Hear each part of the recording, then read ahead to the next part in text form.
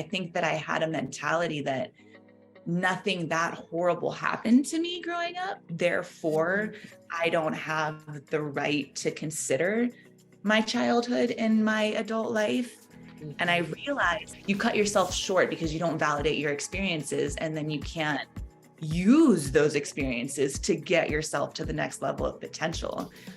So just saying, I'm not a victim was kind of like keeping me here. Whereas allowing all of my experiences to be what they are, and to try to shine a flashlight on things that hurt, that maybe need to be aired out, that gave me access to my intuition, because I was disconnected from it, because I wanted to just be a robot to some extent, like just be the way I felt that I should be.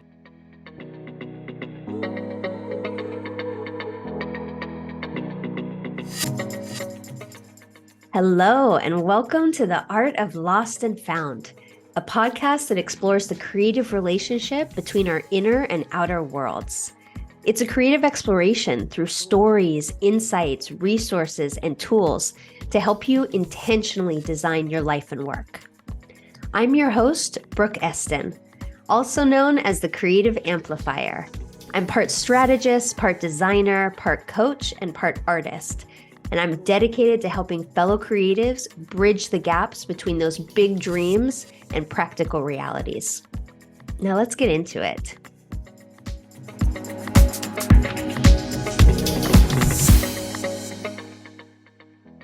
Today on the Art of Lost and Found podcast, we welcome Veronica Lichter. She is a fine artist, a musician. Yeah, she's totally in a girl rock band, which is super badass. And she is the creator of epic portraits. As a fine artist, she has spent a lot of time developing her creative and artistic skills. And now she translates them into incredible portraits that create an epic experience of self for the person that she's painting. Listen to the episode. We go way into detail about what that is, how you can get one, and some of the powerful stories that have come through in the creation of making these epic portraits. I had the pleasure of meeting Veronica and connecting with her in social media land and staying connected for many years before eventually reconnecting as she joined the first ever cohort of my signature program, Aligned by Design. Veronica was everything that I could have possibly ever envisioned having in the course.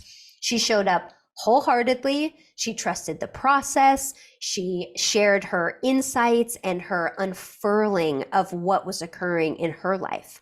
And not only did she end up leaving her full-time job to become a full-time artist, she also was able to connect with potential clients and customers in really profound ways.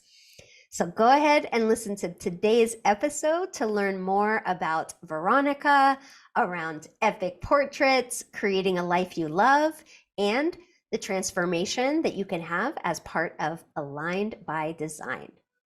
Veronica, thank you so much for being on the Art of Lost and Found podcast. I'm so thrilled to have you on today.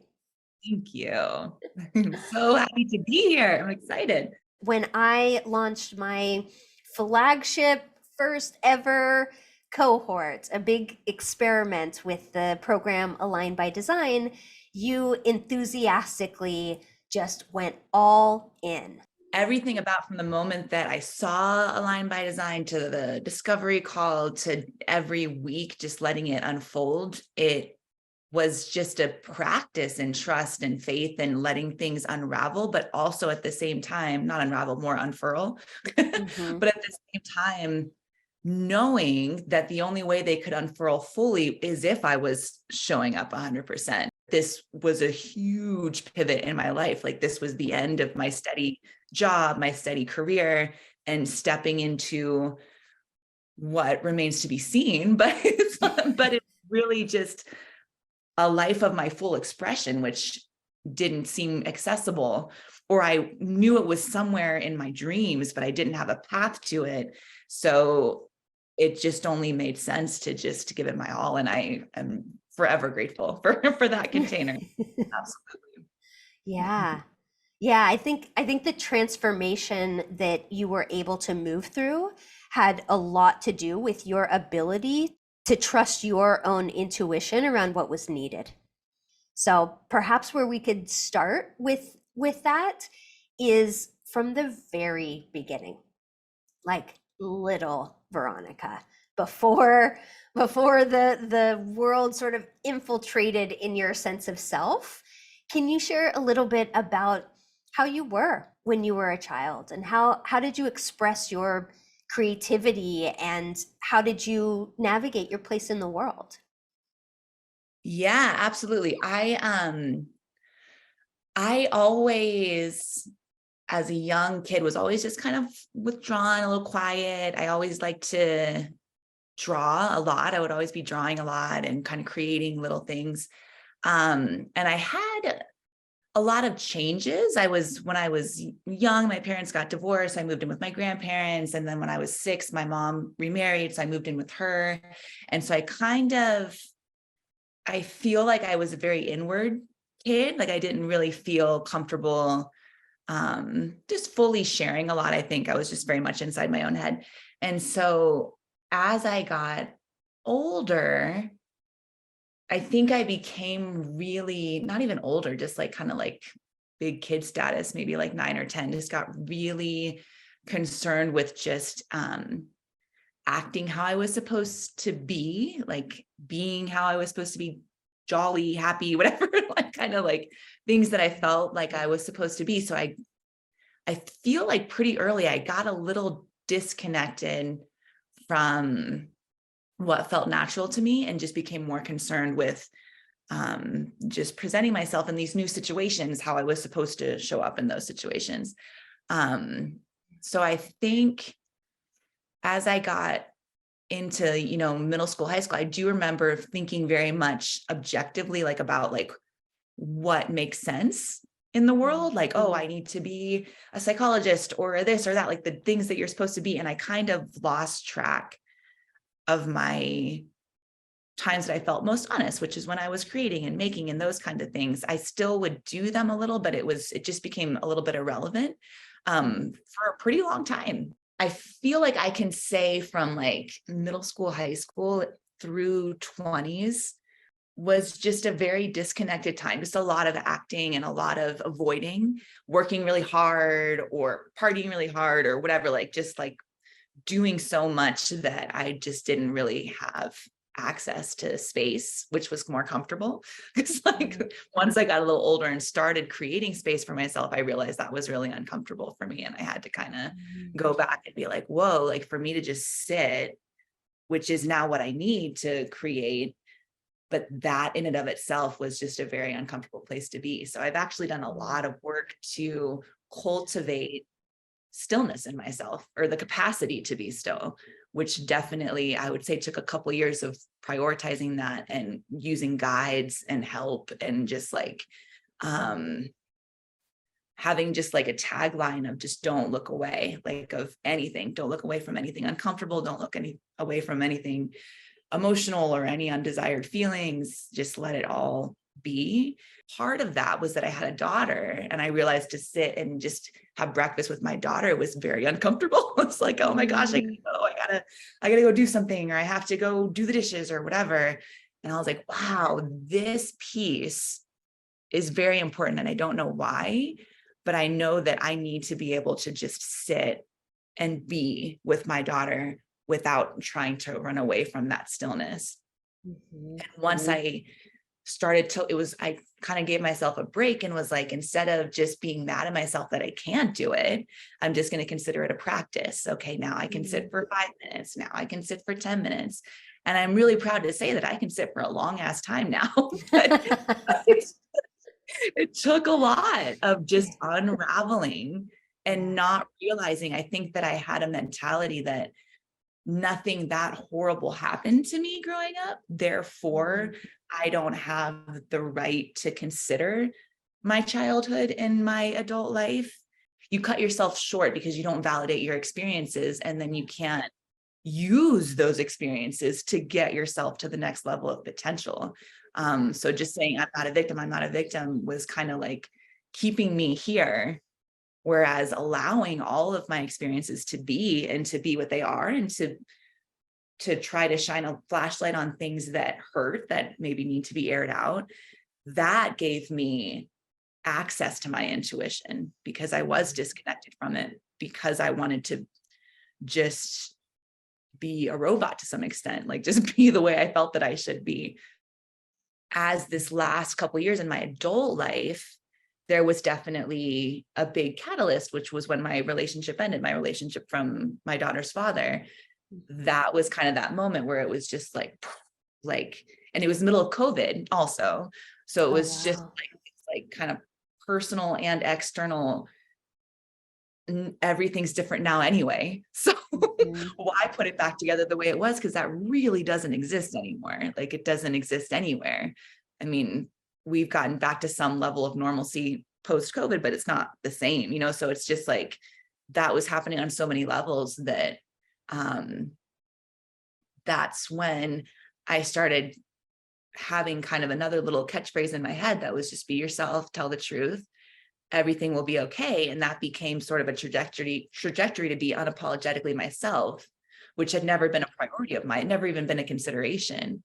But once that concept of being unapologetically myself became an option a little bit, then it was like, whoa, what the fuck else am I going to be? Like, why would I be trying to be anything else? And that kind of continued to guide me to a point where, when Align Design came in, to just bring it back to that for a second, when that came up, it was at a moment where I had the capacity to realize how powerful that could be for me. Whereas before, maybe it would have seemed like, oh, a lovely idea, or, just, but it felt real because it came after that alchemy.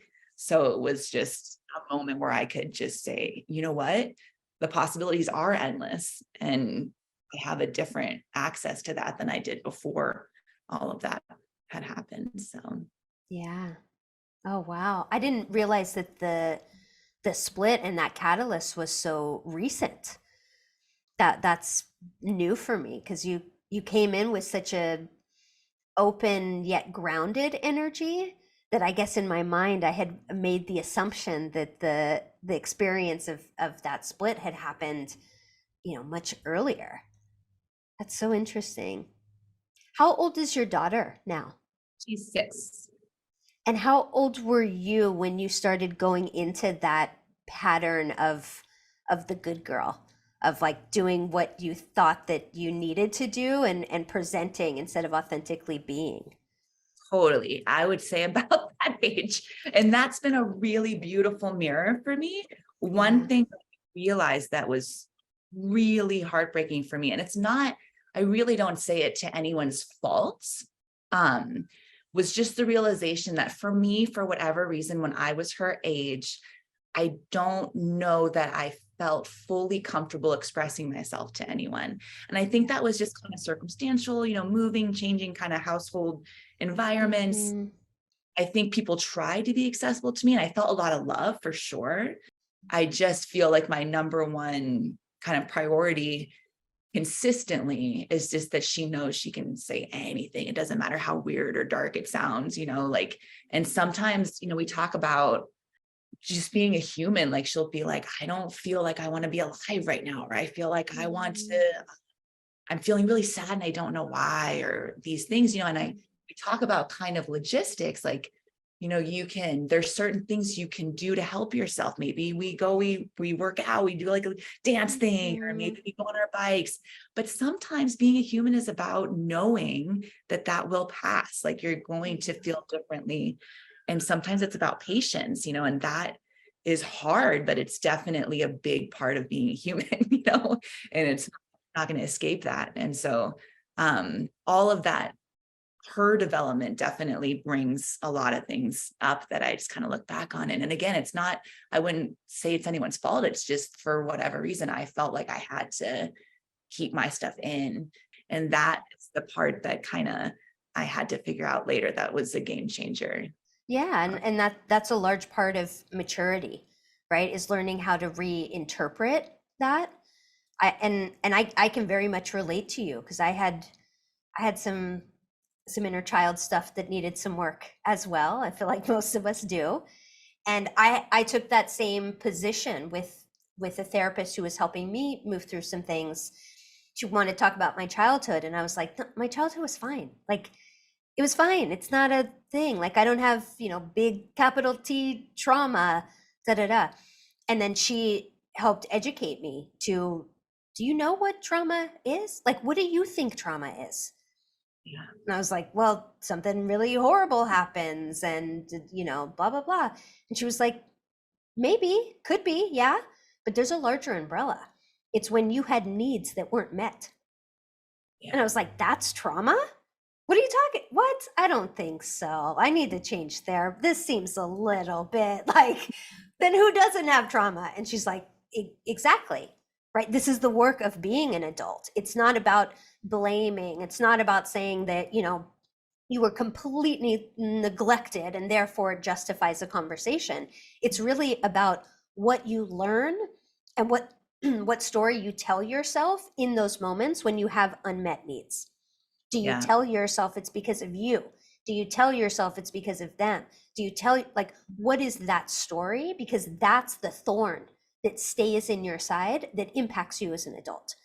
It's not, Right. it doesn't matter the size of your trauma or the kind of trauma you've had. Like, it's about the story that you told yourself when you had big things that you couldn't understand.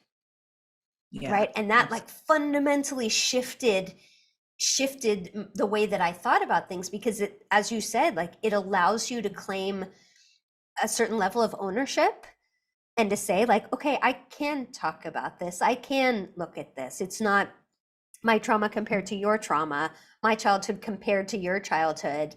There's stuff that comes out of that. And that's part of, I like to think of it as that's the fodder that allows us to burn the fires of wisdom. The reason I asked about your daughter and that connection is because I felt like, of course, if you're doing this work, if you're making sense of your own experience, then you have an opportunity to do something different for your daughter.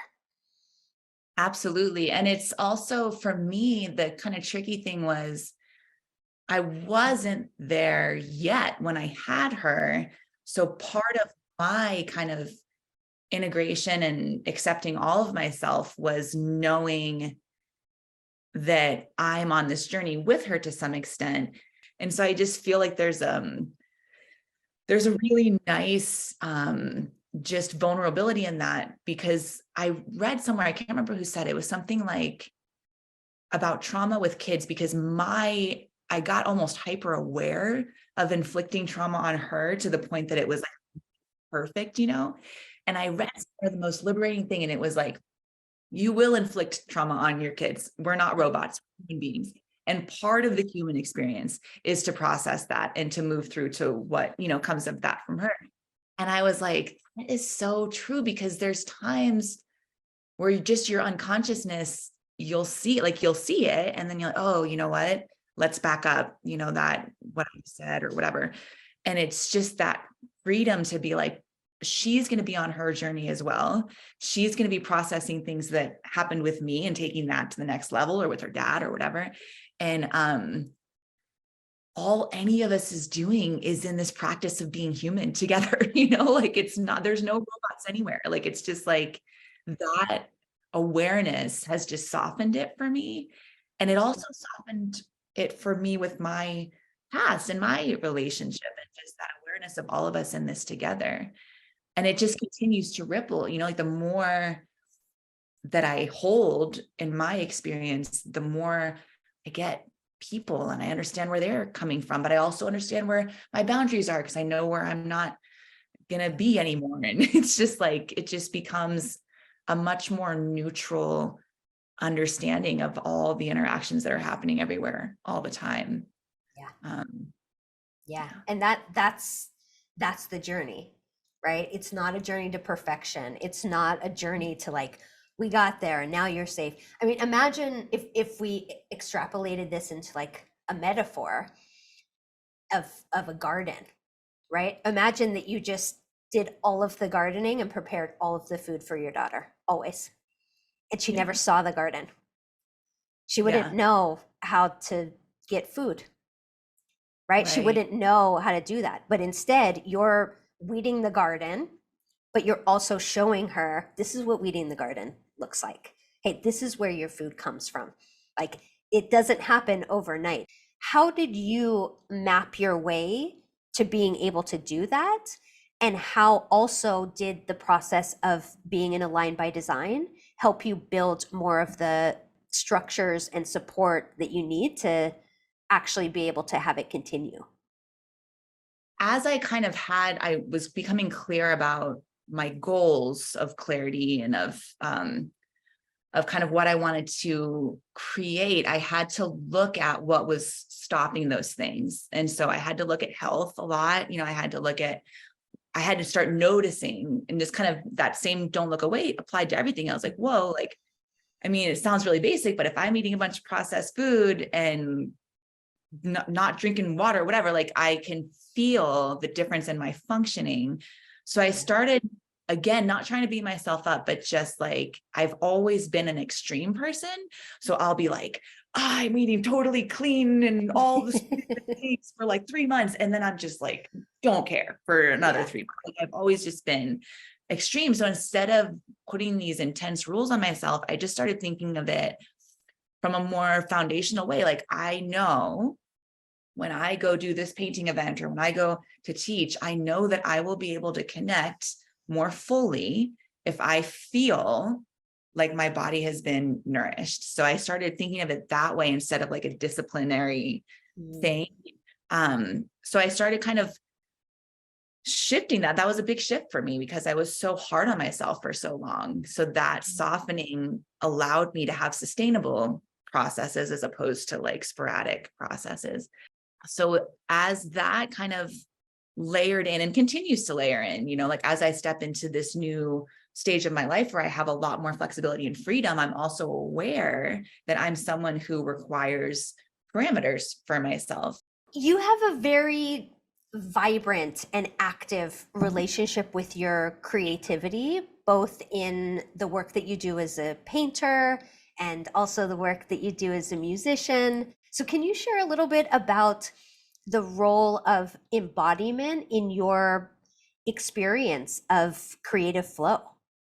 Yeah, so it's interesting. The teaching portion, I definitely had kind of fulfilled my time doing that, but I am so grateful for the time that I had doing that. Because first of all, kids, they're mirrors, they see right through any bullshit. Like, it's just like you are exposed, and also seeing their journey helped me to acknowledge, like, we all have our different path, our different, like, I had 160 kids and I could tell you that every single one of them was absolutely different from the other. Like, no, nobody was the same. Like, they all have just like a unique voice and a unique perspective. And so like a big priority for me became helping them understand the value of that, and the value of that, not just for themselves, but in the context of universal consciousness. Like, your perspective is important. And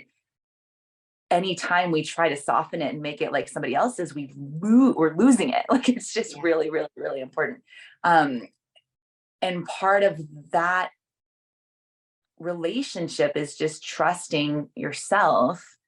So creative flow for me, I learned a lot through helping them understand their process.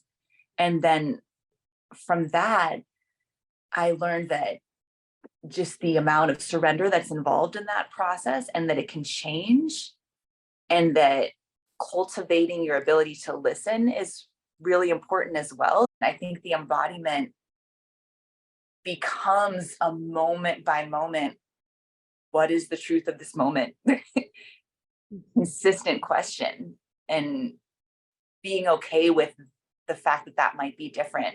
Like I have a plan kind of going into August, but I'm very well aware that that might be different. Like it's just to what is the truth this moment now? What is the truth this moment? And that's in my creative processes and my relationships and my conversations even. And the more that I can practice that, I would say just practice that, the more I am able to create in a flow that is real, that's not too pre-planned, to like just be methodical and robotic. And there's a time and a place, Yeah. like sometimes working on something that needs to be efficient, but um I find the more I can live that way, the more I can create that way, the more that my art reflects that as well. Hmm. Yeah. How do you experience that, particularly around music? Because I think so many of us experience music in a really visceral way. So as someone who has so much experience, like singing and playing guitar and performing and being up in that experience, like, can you talk a little bit about the what that feels like for you in your body? Absolutely. It's funny because I get kind of hesitant with that part of myself because I'm not like a classically trained musician, whereas art, I spent years in school, like learning and training. So sometimes I find myself, like, even right now, I find myself like not qualified, like second guessing myself Mm, because I don't have that extensive training in yeah. music. And the thing is, I always, it's always been about fun and connection. And we play a lot of like grunge rock from when I was a kid. Like it's like this just moments that I feel so myself. And I've been playing with the same band for a year, like or a lot of the members, we've been playing together for a really long time. But I think I had to just really be clear about what my intentions are with that, and just be like, our intentions are to go out, to have fun, and to connect with people. And there's times when we're playing like Rage Against the Machine and everybody's like totally freaking out. It's like, this is why we're doing that. Like, it's just so that we have these raw moments together where we can feel connected. And the self-doubt and all of that, it's really just ego. It's me making myself more important than this connection right now. So the more Mhm. I realize that, the more I can just soften into it and just let it be. I'm just here kind Mm, of like facilitating it. It's not about me. So why would I be yeah, so concerned with my own self-doubt and missing a note and all that stuff? So it yeah, just comes back to that connection piece. That's like just the arts in general, our lives in general are just about fostering connections in different ways at different moments. But that's part of, the fear and all of that, like you were saying before, like I don't think anybody performs without fear, or, at least takes a long time. So um like embracing the fear has kind of been a new realization as well. Just like, I think we think fear is the path to the dark side or whatever, like these things that we hmm, kind of realize. But what is life without fear? Like you just wouldn't yeah, really be doing anything. yeah. Um, And there's no light without dark. Like you, I right. mean, as a painter, I'm sure you know that more than anything. Like it's a dance between light and dark. That's how you get contrast. That's how you can see shape. That's how you build perspective. Like if you don't have any of that, then life without contrast is boring and gray and undesirable. Right. Absolutely.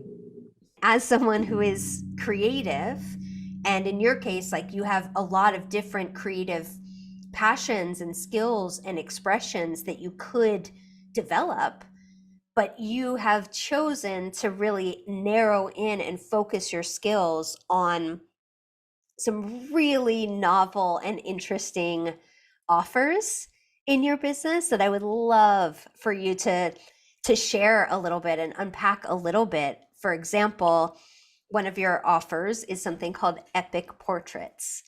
And Yeah. that to me is like, that is the embodiment of so much of how I see you and what you represent, but also meeting other people in their greatness also and inspiring them to shift their perspective and see themselves in a different way.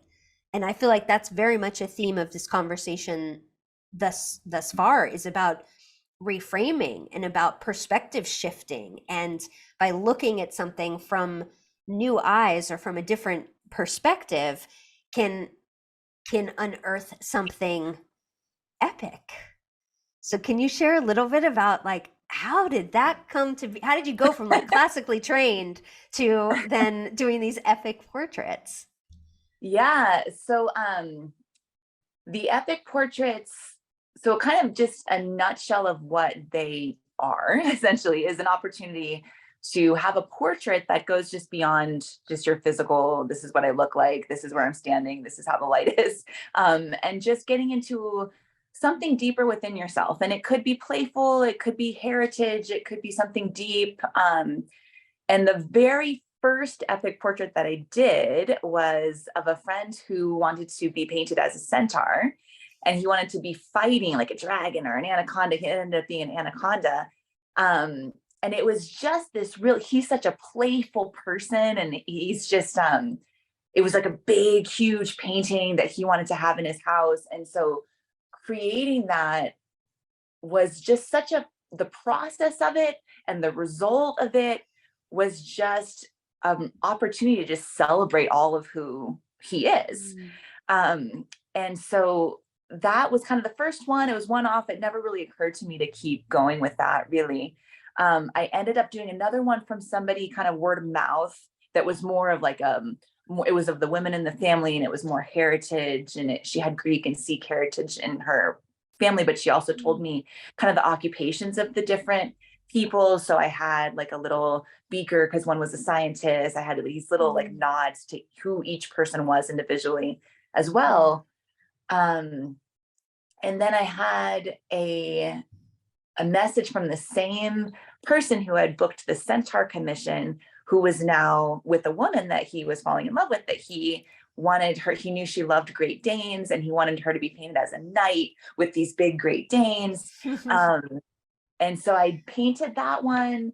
And then they sent me probably a year or two later an image of the baby that they had looking up at that image of the mom as a knight with the Great Danes. And that's when I started thinking about it more and started thinking, this is actually something that I find very valuable. And it's something that I'd like to pursue. And I actually, it kind of leads me to the project that I was telling you about. So with the line design, we kind of had the timeline. And then I had a timeline for myself to finish the website. So we kind of had everything. We'd done all the foundational work to get the website ready to go. I still had some pieces that I needed. I needed testimonials. I needed kind of information that I needed to pull in before I could actually seal the deal. So the weekend of May 6th, which was my 40th birthday, was kind of my internal deadline. Like I just want to be done by then. And I booked some personal sessions with you so that we could just dial it in and get it to the line. And part of my gift to myself was number one, to finish the website. Number two was I was teaching full time and I wanted to give myself the gift of space because I'm a mom, I'm teaching, I'm always running to the next thing. And as much as I love to create space for myself, it's hard to do. So I had 3 personal days from the school and I took those days and I had the meetings with you and I had like a get together with friends and that was it. And I just wanted to be able, if I want to stop with Maz and stare at the grass for 3 hours, I just want to be able to do it. I just want the gift of space for my 40th birthday. So I did. And then the first day that I had taken off, I told Mazzy that I would pick her up early from school and we would go and get a bite to eat at this little place that has a playground and stuff. And I went and I ran into an old friend who I hadn't seen in years and kind of we'd known each other over the years for probably like 10 years or so. And he had gone through a huge loss that I had heard about. He had lost his wife the year before and they had a 3 daughter and it was just this super unexpected tragedy that happened. And I was sitting there and we talked for like an hour just about that and also just about like kind of stepping into this single parenting role and just like all kinds of things. And I left and was just like, oh my God, like if I hadn't given myself space, I would never have stopped and had that conversation. And I felt like, I don't know what context, but I just feel like this is someone that I'm going to talk to again. And it just felt like so just like beautifully timed that I had had that moment. And then go about my life. I have the rest of my birthday. About a week later, I got a message from him because I had mentioned in our conversation about, oh, I'm launching this website, doing this art, blah, blah, blah. And he had looked at the website and it seemed like perfectly in line with what he was working on, which was this big project for her, that it's a big Burning Man sculpture that's going to burn at Burning Man. And he was like, would you consider doing the artwork for this project? It's called Ascension. And it would be the artwork for the project and also just like something for me to commemorate that I could have on my wall. And he had ideas about what he wanted, but he also sent me the proposal. And the proposal was about astrological ascension, but also spiritual ascension and the permanence of your place in all of it, but the impermanence of the human form. And like this like amazing proposal that I was just like, I mean, this is what I feel like I'm on this planet to be doing, be using art in this way, to be using art to kind of take something and these huge life events that happen and just not look away from them, but allow them to just become something that we kind of continue to move through in our human experience. So I ended up saying, yeah, sure. We met and talked about all of it, just like the play by play of how it went down, like their lives together, like all these things. And I was like, whoa, like I'm in a different place right now with this project because I have so much trust in what's unfolding, but I also don't know what it's going to look like. Like I don't have it mapped out. Like I know that this is something where I just need to continue to show up and allow this to happen as opposed to being like I have to execute this image kind of a thing. So I ended up spending every morning just like waking up and like journaling and sketching using watercolor, which I never use, and just kind of finding like different pieces of it and just noticing like, okay, so she's ascending, but we had talked about her kind of like almost like beamed up kind of thing, but then it was like, no, this is more of a like a collective thing, like this is like an opportunity for everyone to heal together. And so then it felt more like a different kind of motion, for her body. So it was just this like really beautiful uncovering.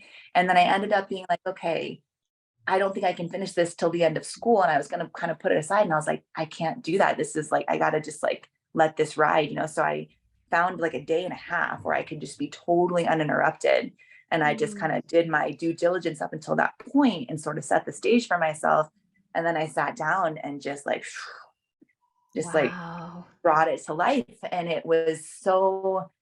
it felt so like it was supposed to be like, just like I had very little to do with it. It was just like a really beautiful experience. And I was like, this is the gift that I'm giving myself with this career shift, is the opportunity to have space to access something that I've never had access to. And it was such a confirmation for me just to like have that one day of space that allowed this opportunity, that I was like, oh my God, like what's going to happen from here? And also just that specific context, I think that life is hard. And I think it's hard for us to look at it. And I think that art, music, comedy, all of that is such an amazing tool for us to look at things that are hard to look at. And once we look at them, they can evolve into new opportunities and to new things. And this was actually part of the process with this painting. This woman who had died, she had put a post out that was about awareness, acceptance, surrender. And it was really eerily chimed, with her death that happened, that it was like she was like leaving this framework. That's how he described it. Like she was leaving a framework for everyone to process what was going to happen. And I back to that myself in the creative process. But then all of a sudden I just felt that was applying to everything, just that awareness, acceptance, surrender, awareness, acceptance, surrender. What's the truth of this moment? How do I show up, but surrender at the same time? So it was so fascinating. And it was kind of like, I just kept looking back on it, like, if that had been a day earlier, the website wouldn't have been ready and he wouldn't have known that, it was just like all of those things. that it was just like, wow, like once you start to set it in motion, you can trust that it's going to be in motion. Like it's really fascinating, you know, Yeah. Yeah. and humbling and just, yeah. So that ended up being my most recent epic portrait. It was That's just, incredible. yeah, And what I love about the story that you just shared is that this whole process for you, the trusting, the, unfurling, the taking one step at a time, to the understanding of, I'm going to remove the things that are distractions for me. I'm going to give myself the space. I'm going to trust that I am moving towards that North Star. So I think the story that you just shared is such a beautiful example of that I could, like, both of us got chills as you were telling that story, because yeah, the way that that unfolded feels, it feels like magic. yeah, It feels like magic. And that creative energy, like, that is magic. That's the closest thing that we have to magic. Creativity is something gets brought to life that did not exist before. right, In this podcast, a big theme here is reflection, right? Is healing, is coming home to that essence of who you are, who you were, and who you are. And the way that we approach that is through this lens of the creative process and your relationship with your creative self. And I would love to invite you to revisit your younger self, that 6-year old, that 5-year old, the one that is starting to understand that the world expects me and wants me to behave a certain way. And so I better shape shift into the most pleasing form. If you could go back to your younger self at the moment when that's first starting to enter into your awareness, what would you share with her? What would you say to your younger self to help bring wisdom or comfort or perspective based on where she's at then? I think what kind of popped in my head, so I'll just say it, is just there's nothing wrong with you. That would be, I think, for some reason, I just always felt like the way that I think, the way that I am, they just felt like there was something inherently wrong with me. And I think I would continue in so many ways, in so many contexts to either try to fix or avoid that. And that just caused a lot of pain and a lot of disconnect. And I don't know that, I think some of that is necessary for the human experience, Mm-hmm. but I just think that constant thought that there's something wrong with me, is something that I would want to soften for myself. And I also, I gotta say, on that note, you recommended Divergent Mind to me when we first started this journey. And I've since recommended it to multiple people, especially people who tend to be in creative professions and whatnot. I found that such a game changer. And I told the school about it as well. And I talked to the teachers about my experience. And, I spent so much energy trying to be the way I felt that I was supposed to be. I should be able to run a bunch of errands after work. I should be able to, these little things that I felt like I should be able to do. And instead of doing that, I started just honoring what I need to feel safe and to feel comfortable. And no, I need a break and I need to say, no, I'm not going to this or whatever it is.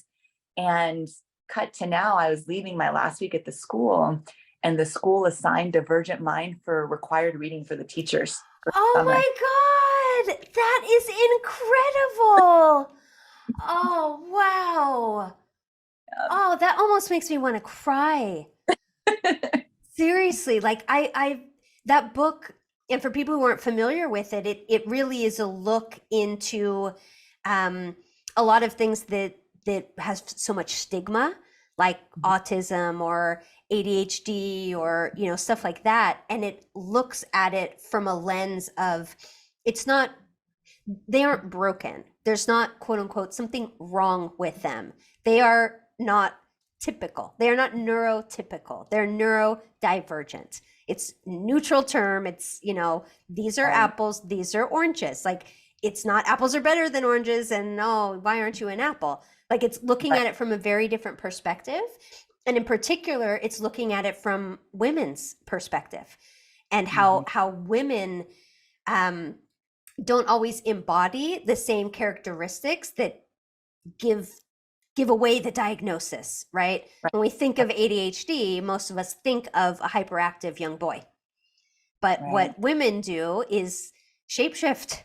That's what women have been doing for a long time. Like, it's how Right. we survive is by assimilating into what we think is going to keep us safe. And so Yeah. this book looks at it from this perspective of there's nothing wrong with you. This is just some insight into an experience that you might be having. So the Right. part that made me feel emotional was like, if I would have had a teacher that could have recognized that in me, I could have saved myself from so much pain. Yeah. Absolutely. Mm. So in closing here, can you share a little bit about how you're continuing to do this work currently in its current form and how people can support you, engage with you, commission you to do an epic portrait? What's the process for that? Absolutely. So, kind of the main hub is rumpusart.com. And through rumpusart.com, you can visit my shop where there's prints. I'm going to put out a new collection this month, but there's 4 to 5 collections that are constantly cycling through the shop with different items. You can get prints, you can get tank tops, all kinds of things there. And then the site also has examples of epic portraits as well as a start if you'd like to book an epic portrait, that's there as well. And live painting also. There's some information about live painting on the sites, and you can start that process as well. If live painting can be, we didn't touch too much on that. It's a pretty big umbrella. It can be at a wedding, live painting the guests that are there. It can be your mission statement for your business, where I'm actually completing a painting on the night of a special event. It can be for all kinds of different sort of event situations. But I find for that, a really nice thing to do is start with a conversation about that. If it's something that you think might be applicable or you think it'd be cool, but you don't know how, I can definitely have a lot of experience in different contexts. So I can definitely facilitate that one. And then also my Instagram is rumpus.art. So if you want to go to check out my Instagram, there'll be kind of more information as collections come out, and that kind of thing will be updated there. And yeah, we will see how things evolve over these next couple months. We have covered a lot of ground, and I wanted to give some spaciousness in case there was anything that felt like an important part of this conversation or your story or something that we haven't really touched on. Is there anything else that you wanted to share or open? Something popped in my head, so I'm just going to say it. It's a David Bowie sentiment, actually. I'm not going to say it verbatim, so I'm not going to say quote, but David Bowie said it. And it was the part when you're walking to the water and the waves lift you up so you can just barely get your toes to the ground. That's where you want to be if you're trying to push yourself creatively or just in personal growth or anything. You don't want to be where you're solid on the ground, but you also don't be flailing in the water. It's just that part. And I find that is something I've learned to really trust. And I would just say, just look for that. That would be something that I find so valuable all the time. Yeah. Yeah, I love that. I thought about that the last time I was in the sea, actually. Yeah. Yeah, because you've mentioned that on our discovery call, I think. And when I went out there and I got to that point, I was like, oh, Veronica. Like, you just immediately came to my mind of like, this is the spot. Yeah. It feels different. It's like on the edge of that surrender, but still Exactly. with having the control. And that feels like a theme also of like prepare, skill up, control the things that you can control, while knowing full well that you cannot and will never be able to control everything. Like Exactly. have space for the mystery, for the muse, for the inspiration, for the flow. Like that needs spaciousness to enter. Absolutely. Yeah. Yeah. Well, thank you so much for being on the podcast and Absolutely. for Thank you. yeah, and thanks for being such a important part of the evolution of Align by Design also. Because I said this at the beginning and I'll say it again, your presence, your engagement, your trust, your continuously showing up made everybody's experience better. Thank you. Thank you. Thank you so much for listening to today's episode of the Art of Lost and Found podcast. I hope that you are feeling inspired and empowered to go forth and explore your curiosity and creativity. As always, if you want any more information about any of our guests or the show notes or anything we discussed on today's episode, you can head over to www.brookeeston.com/podcast. Thank you so much and looking forward to seeing you in the next episode.